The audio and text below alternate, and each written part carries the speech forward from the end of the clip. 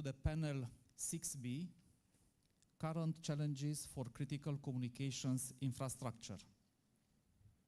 Today we are going to debate around the ongoing war in Ukraine that has underscored the importance of robust, secure, and resilient communication infrastructure for European countries, also among NATO countries. Addressing these challenges requires a multifaceted approach involving technological innovation, regulatory harmonization, enhanced cybersecurity measures, and strong international cooperation. Therefore, today we are honored to have with us the following guests. Mr. Andrei Boian, Deputy Director, Communication Security and Information Technology Services, Special Telecommunication Service, Romania. Mr. Stelian Cristea, Deputy Director at National Cybersecurity Directorate, Romania. Welcome.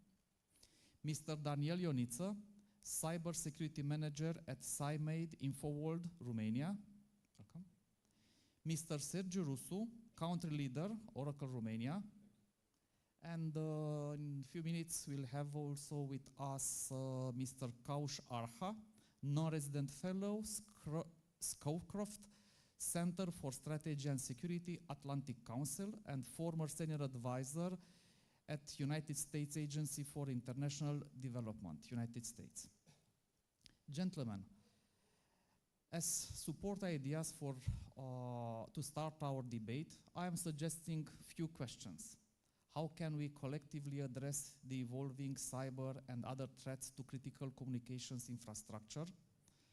Of course, considering insights from both governmental and private sector perspectives. What have been the latest developments in terms of communications technology relevant for Romania and neighbors' strategic challenges? What immediate steps are suggested by the Ukrainian war-related events to be taken by Romania to adapt to new realities unveiled by this war? I propose to start with Mr. Boian from STS. Sir? Thank you. Thank you, Mr. Foca, for the nice introduction. I'm honored to be the first one that breaks the ice in this panel. And thank you, dear guests, for your time in this late afternoon. I hope this will take us home with some new ideas. First, I'd like to set the context a little bit. Nowadays, every state wants to build better digital services using disruptive technologies in order to gain a competitive advantage. For all of us, we will gain comfort and time. Sorry. This leaves us with two challenges. The first one is to understand the context we live in order to make the best decisions for implementing digital services. And the second one is to understand that moving a great part of our lives in cyberspace will bring us with new risks as technology evolves. Now, for us, the most important things are two resources. First is time, and the second is staff intelligence. Integrating disruptive technologies in our organization will gain us time, but we still need to focus on getting the second resource is staff intelligence. Getting back to the context of critical communication infrastructures, STS owns, manages, and operates a series of infrastructures mainly designed for military entities and for central and local government authorities. We are providing services from communications to developing applications. And a few years ago, we started some projects to improve the resilience of our private and public communications, to upgrade our data centers, and to upgrade our IT infrastructures. Nowadays, in order to support the Romanian entities to build the best services they can, we are developing a new set of services. We are implementing new data centers, and we are part with other partner institutions in developing the governmental private cloud.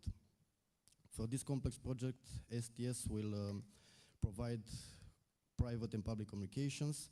We provide data center services, infrastructure as a service, platform as a service for the internal component that is mainly designed for the most sensitive processes and data. In order to bring these projects to life, our engineers are designing and implementing all of these projects with security and resilience in mind. We also take into account that we need to plan and organize ourselves in order to be able to manage the entire incident response life cycles with our own staff. This is very important to us because to ensure security and resilience, we have to act very fast.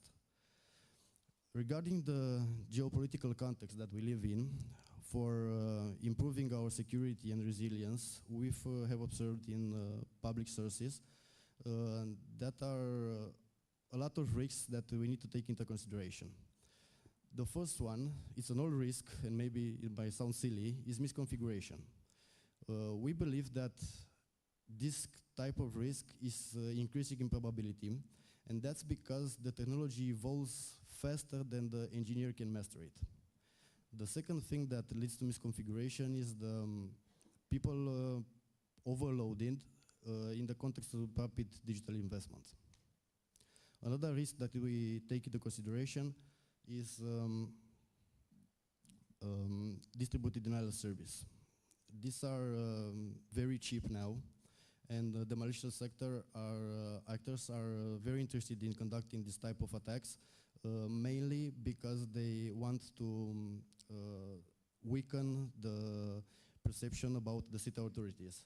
It is very important to understand that this type of attacks will have a great impact in the future with digital services because they will impact the service delivery objectives and the citizens' comfort and satisfaction. Another risk is compromised email accounts. In this context, we saw a lot of tentatives of compromising public email accounts, and the malicious actors are interested mainly in getting more information to better understand the target context and to use that compromised accounts in other phishing campaigns in order to be more successful, because in this scenario, the source of the campaign is a trusted email. Another risk that we take into consideration is spear phishing, and it is very important to us because we are mainly a technical institution, and in the spear phishing you try to access the endpoint of a user in order to encrypt the data, to exfiltrate data, or to move lateral to other important infrastructure. For us, it's important because if an IT administrator is compromised or developer is compromised, they have access to the most important systems in our organization. Another risk is supply chain attacks that we look very carefully, and we observed mainly two vectors of these attacks. One is by compromising the development infrastructures of solution producers, and the other one is compromising third-party libraries that are integrated in the products that we may buy or integrate in our infrastructure. And also, we look very carefully at dependencies, like electrical grid, that is an important dependence for IT, the hardware cost or delivery times due to the semiconductor crisis, and also, like we seen a few days ago, the GPS jamming, which is used for providing NTP and time protocol for all our IT systems, synchronization, and a lot of other applications in IT. Now, what we can do to improve ourselves in this context, we think at three things. First is to exchange essential information for protection in a faster manner at national level, at EU, NATO, and with all our partners. Cyberspace is designed for rapid interaction, and in order to protect the cyberspace, we need to react even faster than this. The second thing that we propose is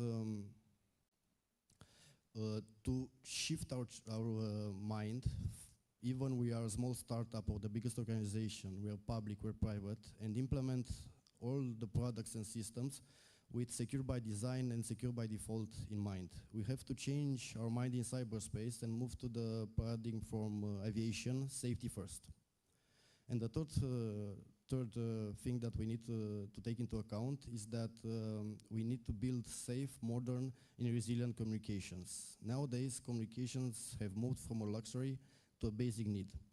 We have to be very careful with communications because of the IoT and all the other stuff that are developing now. And we need to understand that building a lot of digital services will expose us to a risk, and these communications are the basic need for this type of services. Finally, for mitigating all the risks that we see or will see tomorrow, we have to go back to the resources that I told you are important for us: time and staff intelligence. Time, we can get time by integrating technologies in our organization. But staff intelligence is one thing that will get very hard. It is important for us to understand that people are the ones that set objectives, that design processes, integrate technology, innovate, or invent new technology. We should all try to identify the best minds that we have in our organization, to retain them, to encourage them to be at their best capabilities, and to not give them a place to work, but a place to practice their passion. Thank you. Mr. Goian, thank you very much. Now I invite Mr. Stelian Cristea. Thank you very much, and I really appreciate the invitation to be here with you and share some thoughts regarding this time the security of that infrastructure that my colleague expressed earlier. But before trying to cover the question that you put on us at the very beginning, I just want to make a kind of reflection idea. So the communication is a function of human beings. So that one was, from the very beginning of our existence, something needed for us. And of course, for that, progressively, the infrastructure to facilitate communication was in increasing steps, and from age to age, this kind of infrastructure was developed more and more. And today, that one is quite developed, and under the digitalization processes, we are witnessing a huge amount of technology, or the processes that facilitate not only communication, which was a simple function, but the most important processes that drive our lives as we enter into the cyber domain as a new way of living for us.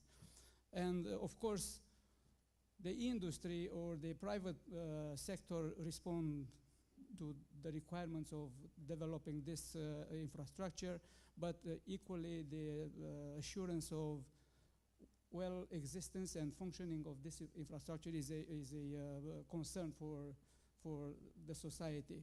So if we want to have the persistent and the scalable communication infrastructure to support our communication and to support the processes, we should protect it as well.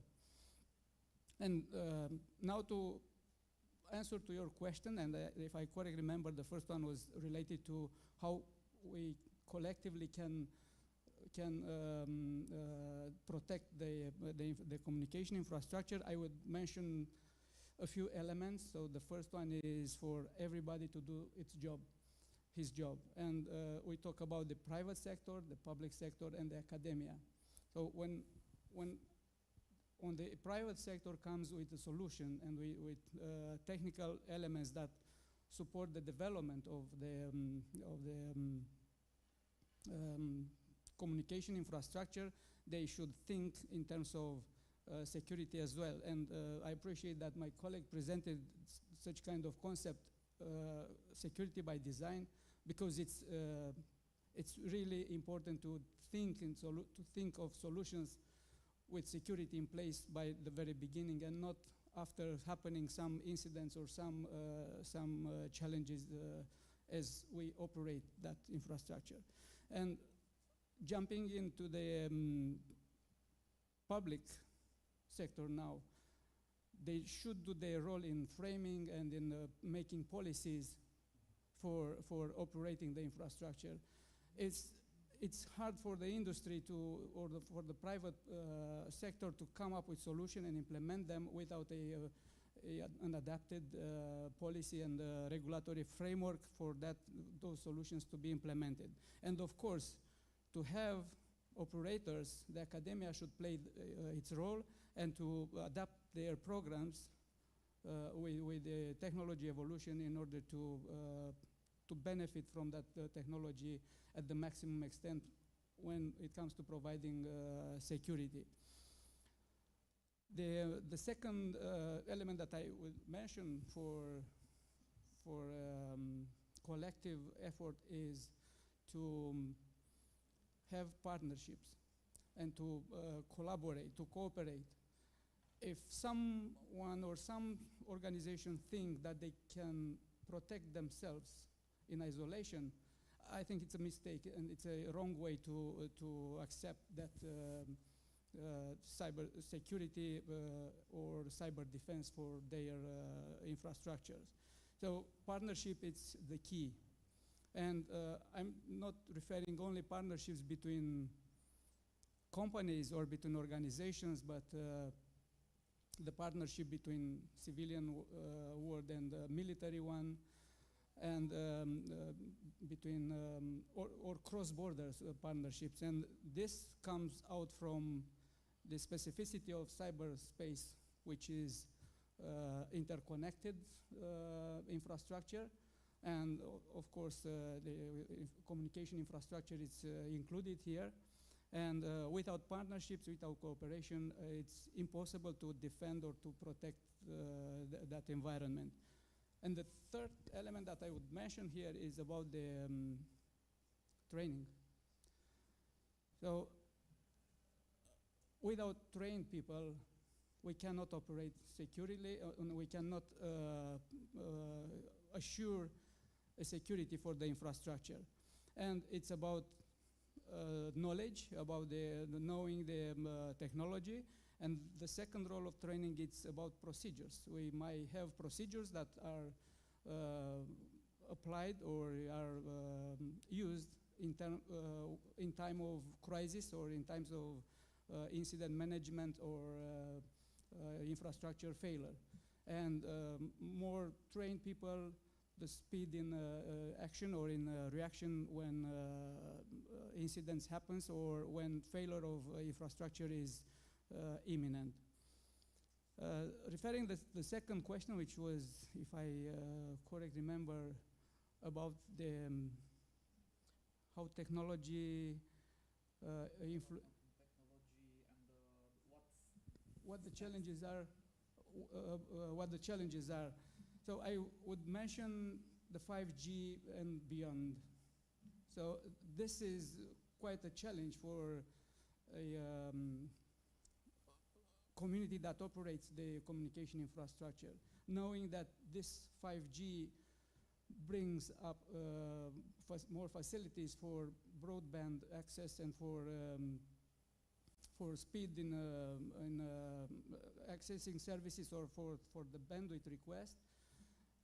I think changing the infrastructure is a challenge for the operators, and this should be addressed in a way in which offer the change in providing 5G services. The other challenge that technology brings to the infrastructure, communication infrastructure operators, is the legal framework. There are mechanisms that that facilitate the acquisition or the implementation of 5G equipment. And as we talked earlier in a hallway, this framework sometimes it's still in a delay with regards to technology speed and advance. And if the regulators or authorities are not keeping close to industry, probably they will miss the point of keeping the speed of changes. So this is the other challenge that I see at this moment in front of the communication infrastructure operators. And with regards to the third question related to the conflict that it's close by and might have an influence on the future, I would mention a lesson already identified, not necessarily learned, that partnership between military and civilian community should be considered. And in cyberspace, different than in real domains, which are land, air, or sea, in cyberspace, this partnership is more relevant than in real ones. And I would mention the satellite network that was impacted at the very beginning, and industry came with the solution and immediately fixed the problem.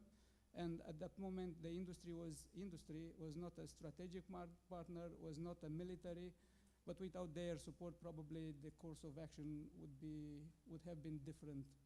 So the other company helped in providing updates for the communication infrastructure and was of help in continuing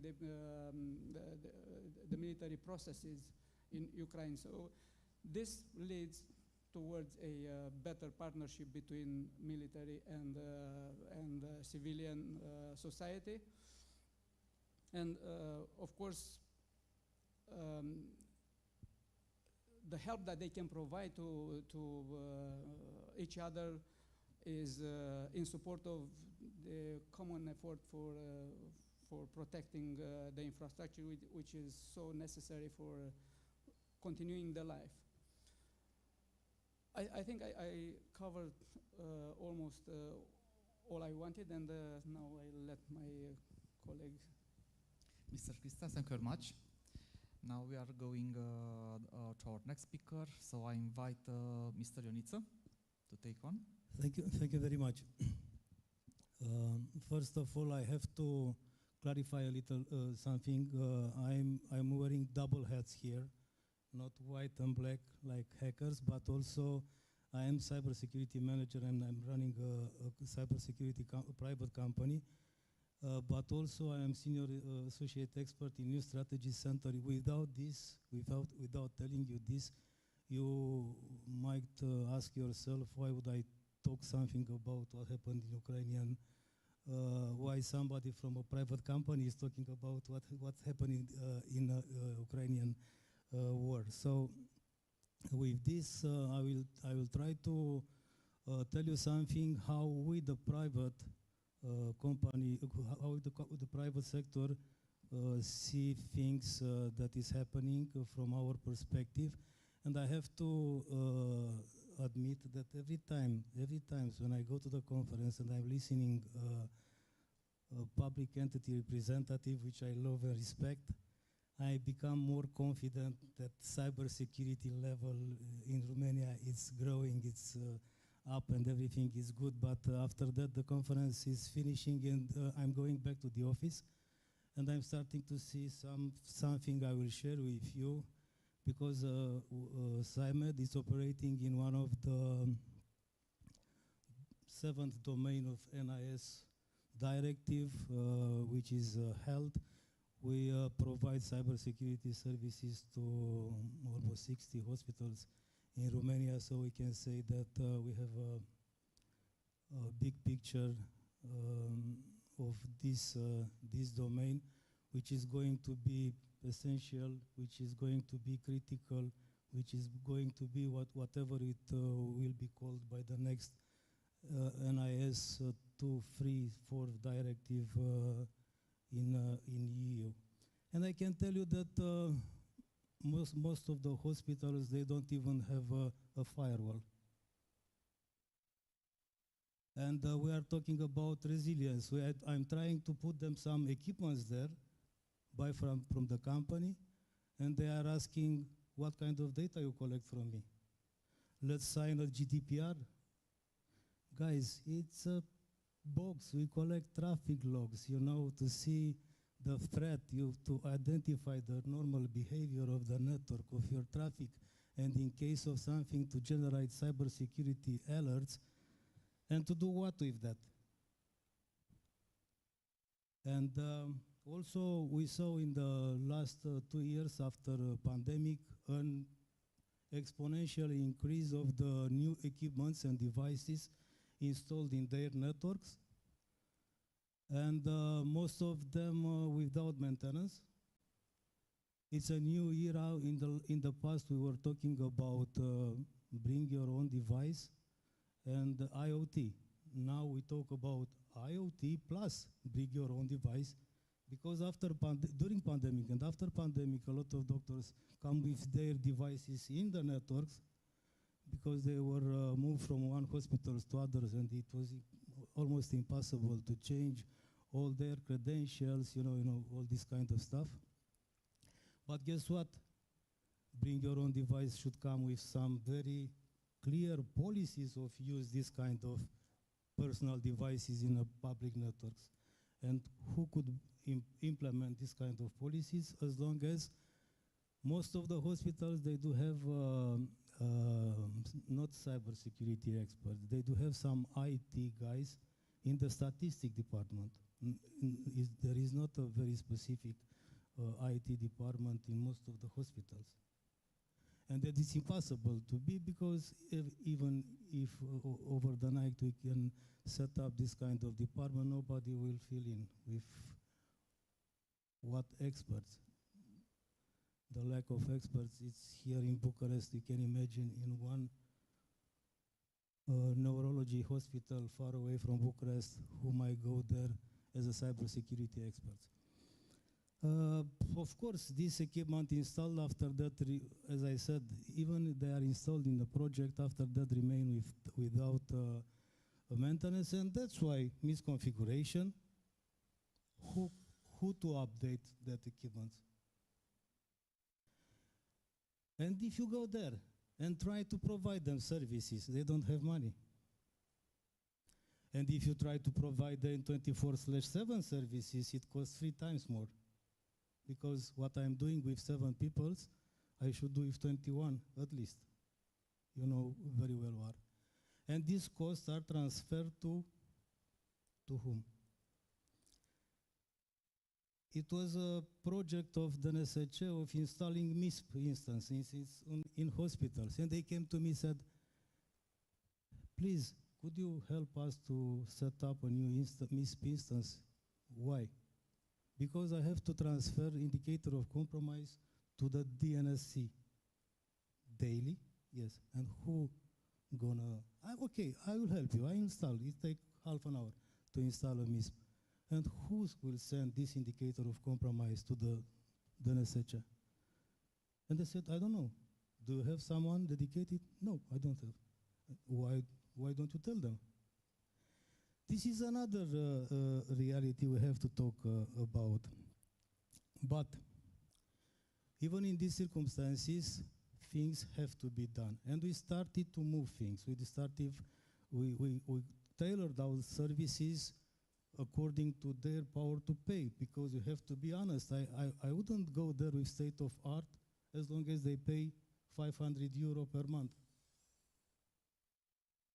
It's impossible to provide state-of-art services. And let's start with, and this is the biggest challenge for our systems, not communication technology, IT system plus communication. I remember years ago when I was in a certification and standardization body at EU level, I go there with the mandate to talk about IT&C, and they try to talk about communication and technology and information, because the EU thinks that it's a difference between the IT&C, which is US, and TIS, which is EU. But anyhow, this is philosophy.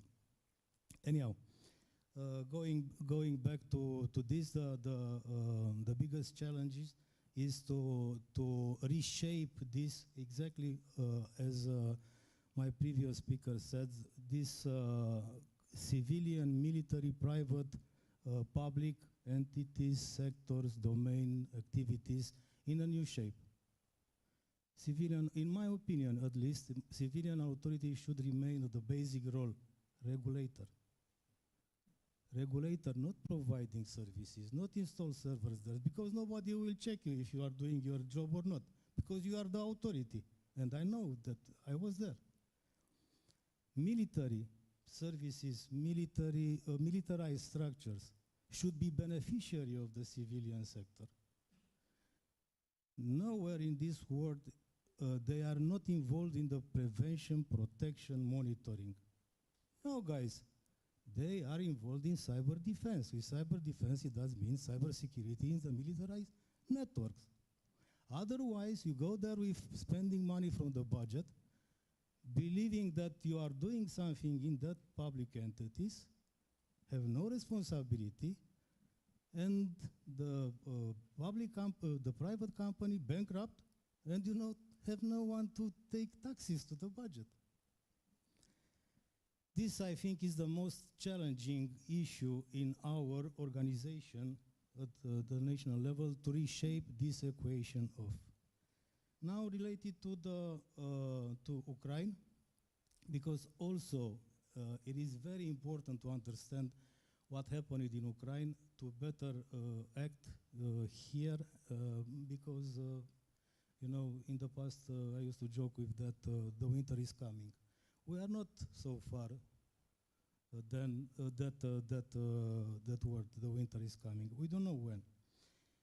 What we've noticed that happened in Ukraine, and is necessary to take into account, it is necessary to have good threat intelligence. At the beginning of the war, most of the cyber attacks were identified and notified to the Ukrainian authorities by the private companies. They didn't even know at that moment they were attacked.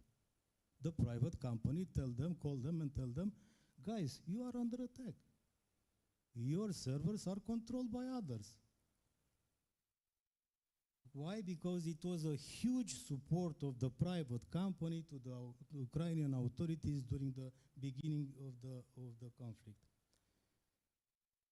Second lesson learned, distributed resources and services. We don't have to put all eggs in the same basket. Distributed services and the resources was the solution to be resilient for the Ukrainian authorities. Cloud services are safer than services on premises, and we are working on that.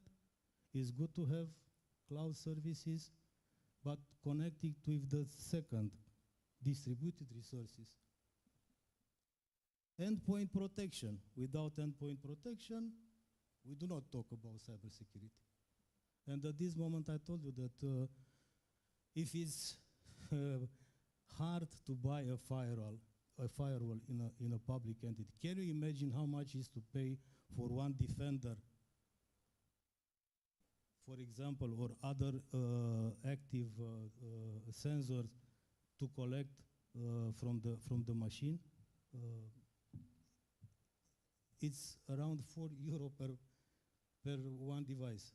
Who could pay this in a public hospital? And once again, there are not only the biggest hospital in Bucharest with huge budgets. There are around 600 hospitals in Romania, and half of them are in very, very low condition of cybersecurity. And I will start to finish. Also, we have to take into consideration that in case of attack, we have to face coordinated with cyber influence operation. What does it mean, APT? And keep in your mind, APT plus APM. APT, Advanced Persistent Threat, plus Advanced Persistent Manipulation. And who is dealing with countering manipulation here? The same company which are dealing with cybersecurity? It happened 2 years ago, and it's still happening. And we are talking about this, and we have to know that we could face, and actually, honestly, we are facing this kind of APT plus APM.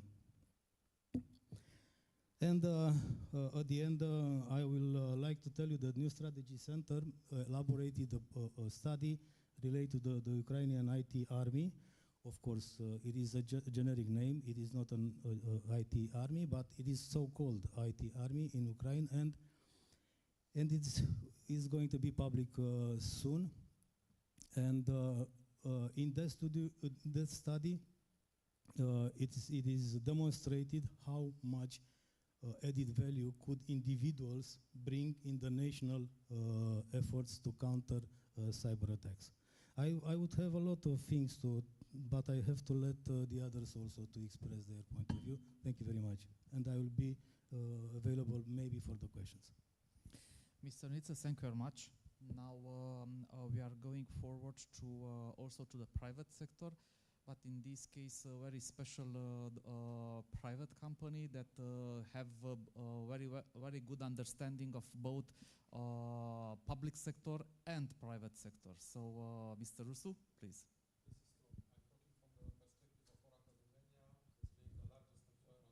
IT market. We have the exposure to both fields, the public sector and the private sector, and also to the global market. And in my opinion, I have the opportunity to let's say, to address both points of views. So what can we do to improve the resilience, the cybersecurity resilience? In my opinion, I will address the first point, which would require a mindset change, and will definitely take some time. We all have to understand that cloud will always provide better security than any of the public and private sector entities. And when I'm talking about cloud, I'm talking about both the biggest hyperscaler and also the cloud provided by the special telecommunication services. So this is one of the things that if you want to avoid having headaches from cybersecurity points of views, this is the easiest way to approach it. The second one, it's a technological one. It's called Zero Trust. Wherever you implement something or you improve your platform, do it with a Zero Trust mindset. And Oracle, when it was established in 1979, had as its first customer the CIA. So this is why our pedigree comes from this area of Zero Trust. This is why our products are always built with a Zero Trust mindset. And one of the best examples that you have, I think 1 month ago, the Department of Defense in the US announced his IT budget, and they dedicated 440, something like that, millions to implementing a Zero Trust approach. And this is, as you said before, the current situation is changing. We face much often bring your own devices situations. Is the modern way to approach it. It's a modern way to, let's say, to optimize the cost, definitely. And this requires a specific approach and a modernization. Another thing that it's a bit sensitive, but I can afford to say it because we are one of the biggest investors in the open source area. It's stop considering open source for mission critical platforms. Consider going with commercial products, because this would put you in the position to avoid malware. This will give you the comfort of having somebody behind you to back you up in critical situations. Yes, open source, it's a great solution, but we have to see it from two perspectives. On one side, it decreases the initial implementation costs, but it increases the operational costs, and from the risk perspective, definitely it poses some additional security risks. Now going back to the local market, indeed, what we see, because this is what we see most often, the biggest issue it's misconfiguration, definitely, and the second one it's human error. This is one of the most often cases. I receive phone calls overnight from CIOs, CEOs, or state secretaries. Please help us because somebody deleted by mistake a table, or we cannot access a specific set of data or something. So this is. I'm going to the next question. What can we do in order to collectively support? And I would focus on the local market. It's we have to train and to educate. This is the most important thing, and it's the lowest hanging fruit. And because we are consuming the biggest resources on the Romanian market by employing over 5,000 people, we feel the urge to give back to the society. So this is why we implemented a very complex program of trainings. We are training the teachers in the high schools. We are training the students. We are making available cloud infrastructure for free for them. We are doing awareness conferences, and I think that this is a critical point to increase our resilience. And education, it's a critical factor, because if you take, yes, the first security threat, it's if I'm not mistaken, about 33% of the attacks are ransomware, but somewhere on the fourth position, it's social engineering, and this can be mainly addressed by education. In my opinion. Related to what is happening and what has happened in Ukraine, in my opinion, cloud was the answer, because from our perspective, we had massive customers there. We are very well positioned in the financial market there and also in the public sector. The easiest way to address it is to move the workloads in cloud. And I think that was the only viable solution for a country in a war. So cloud could be often the answer to many of the things. And I'm saying this without any commercial interest, because we are the only company that have the same products in on-premise, in cloud, in cloud at customer. So we can address any type of deployment, but really cloud is the safest way to do it. I'm sure it will take some time to accept it, but this is the answer and the way forward. Mr. Rusu, thank you very much. Now I feel that there are some questions, some place for questions. Yeah. Mr. Burlacu.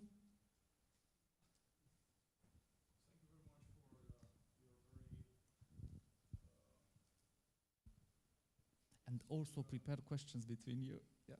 For sharing with us a lot of things that are important for our panel that is actually dealing with challenges for communications and for this very sensitive environment that we are depending on. So just a small comment to the last speaker.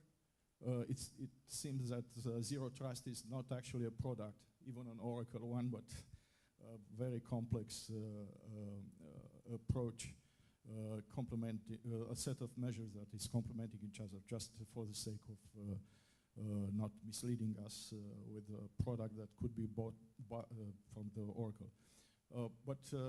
Because it was a very long, I got a bad feeling that we are in a very difficult position as citizens in Romania, because a lot of things are, threats are upon us.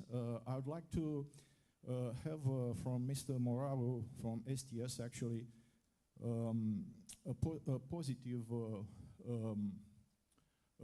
perspective, because we are close to our by-elections this year, and a lot of things are getting around, and we are very much depending upon communication infrastructure that is, and to be sure that we are safe and you could handle all these things. You mentioned just denial of service, spear phishing, and if I'm not mistaken, supply chain things that are endanger critical infrastructure, communications. that is actually supporting us. But what about advanced persistent threats and ransomware? It was also mentioned. Could you reassure us that you could handle and defend us? I'm talking from technological point of view against all these threats. That is one idea. Also, maybe you could share something about the governmental cloud that is also important for all the citizens looking to this digital transformation of our society. That is also very important, even for our medical, I don't know, files. And we would very much like to see all these things happening, but of course coming with all these threat and vulnerabilities. And the last one is about disruption technologies you don't mention yet. What about quantum communications or other things that are coming? And maybe you could share with us some thoughts or some, to elaborate just a little bit what is coming and how you are looking from the visionary point of view to how we can have the new things that are countering all these challenges and threats and vulnerabilities that we are very conscious today. Thank you very much in advance for your answer. Thank you. So, Thank you for your questions. It's working? Okay. Thank you for your questions. Let's start with the first one. Regarding the elections, I can reassure you that from a technical point of view, we are ready and we are still implementing our measures in order to have a very resilient system for these elections. But I would like to say that there is not a democratic risk about the election, because finally the first thing that the first objective of the elections is to have the mandates allocated, and that is an offline process, and it's about counting the votes on the paper. Our system is mainly provided for preventing double voting and to improve the transparency regarding the presence at the voting day. Second question was about the cloud.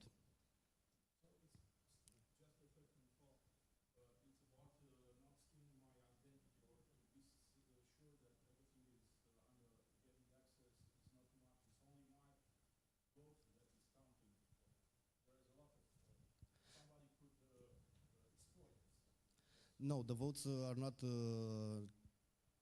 not transiting our system, and they are not stored in our systems.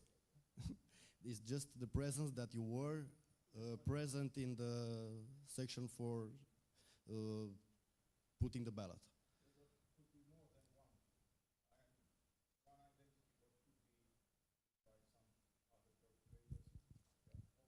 Okay.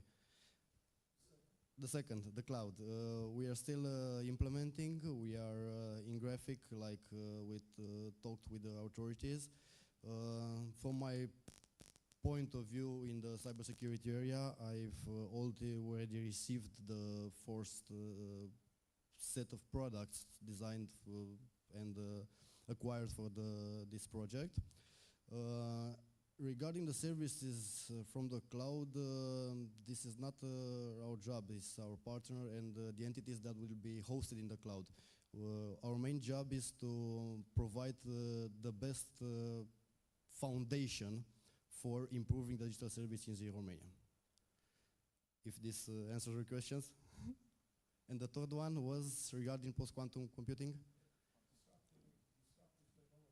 Disruptive technologies, okay. There are many types of disruptive technologies that we can benefit from or that could threaten us. There's always a risk of using or not using the technology. Regarding the quantum, I remember was the question, there are already groups at the EU level that are calculating what is the risk regarding the technology that evolves in cracking quantum communications. And the main vector is that someone could track and store your communications now in order to decrypt them later in a faster manner using quantum computers. Yes, we are very aware of this threat, and we are doing our best in order to improve our networks for protecting for this type of risk.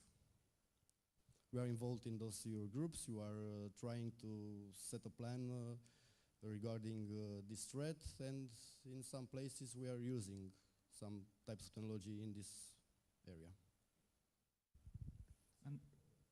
And as regarding quantum and those being skeptical that nothing significant happens in Romania, I can assure you that yes, there are a lot of projects in research area and also in public institutions, military and civilian. Also at Patriot Fest, we had projects being awarded on quantum.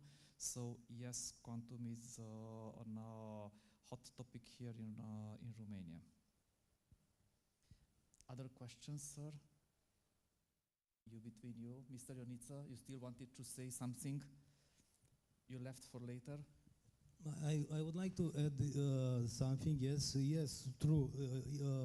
Most of the support, as I said, in Ukraine was from the private company, as I also already mentioned, but also they benefit a lot from the open sources tools and solutions, of course, from a very clear reason. And also, I would like to add, yes, the solution, it is education. Unfortunately, it takes time. You cannot have over the night experts, that is sure. But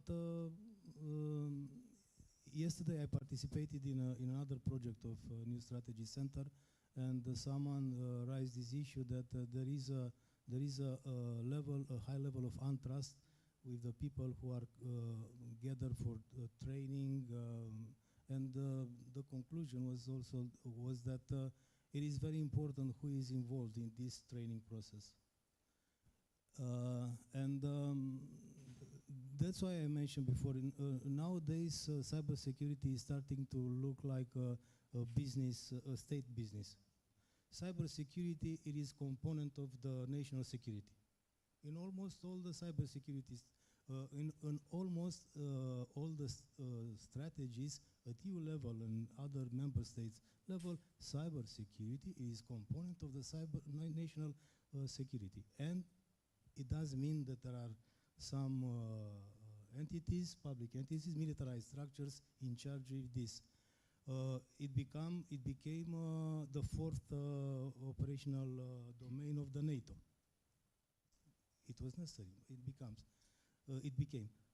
Also, we are talking about all these developed capabilities of the military in few seconds. Militarized capabilities which get a lot of knowledge and also influence in this. And I will finish with a kind of joke. General Petraeus, which is one of the distinguished guests of the New Strategy Center, asked some years ago about Afghanistan something, and he said, why is not dealing with society's issue? And he said something like, you know what, we militaries, we do have a problem. We know how to get in, but we do not know how to get out and how to build societies. And following this rationale, that's why I said that I'm doing a joke here. Following this rationale, if you let us military with the cyber tools, guess what? We will weaponize the cyber domain. And this is the main challenge, to stay cyber security separated with cyber defense for a better cyber security level. That's what I wanted to say. Thank you. Thank you, Mr. Ionita. So trying to summarize the ideas collected, exposed here, I mentioned technology evolves faster than people can learn, can adapt. Yeah. Resources are important, that are important, time and staff intelligence. Partnerships, trainings, as Mr. Christian said. Also the legal framework, so technology evolving faster than people can learn, adapt, also means older, outdated legal framework. The legal framework also needs to be updated, not only people to be trained. Yeah, due to fast changing of technology. Mr. Nitze said something interesting about institutions understanding their role, and I would maybe complement or say the same things again. Here, all institutions, companies have to understand their role. They could be beneficiary of security, provider of security, or regulating authority for security. Yeah. Okay. Then it's about distributed resources and services, also endpoint protection, zero trust, misconfiguration, human error, and as almost everybody said, cloud, cloud, cloud. It's more secure than on-premise hosted. Yeah. Did I miss something important? Put a number. Or some final remarks, 10 seconds? To put a number behind the lack of resources, I saw an IDC report, a bit old, 2 years ago was released. We are missing 4 million specialists in cybersecurity. Worldwide, no, worldwide. 4 million. Good. To be very clear, I just mentioned the principle, European principle, the regulator cannot provide services. Yeah. That was the... To differentiate between... yeah, exactly. You cannot control yourself. That is... Yeah. That's all. Okay. Yeah, I would say one word more, and this one is trust. And because it was mentioned earlier by my colleague here, so the role of the exercises is to build this trust as well. So knowing people, working together in the context of the exercise, then they know better each other, and they increase the level of trust between them and subsequently between the organizations that they represent in that exercise. So when I mention exercises, I mention all kind of exercising, starting from the tabletop exercises, which are more simple and in scope and in development, going through the conferences or workshops, and ending up in a full-scale exercise, which involves reactions, SOPs, or procedures to be tested and revised, and so trying to reduce the time or being faster in response when something happens. But the essential word here is trust. Trust is gained only interacting, discussing, and exercising this communication function that characterize us. Thank you. Mr. Ban, final remarks? I will say two things. The first one, wherever we do something, there will be risks. And we have to identify that risks and to gather the best measures in order to mitigate that risk.